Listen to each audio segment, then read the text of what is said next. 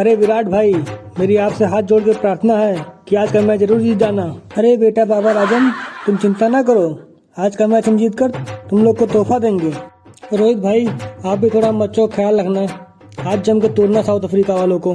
अरे तुम चिंता ना करो बाबर बेटा, तुमने इतने प्यार से कुछ मांगा है हम लोगों से तो हम लोग जरूर देंगे।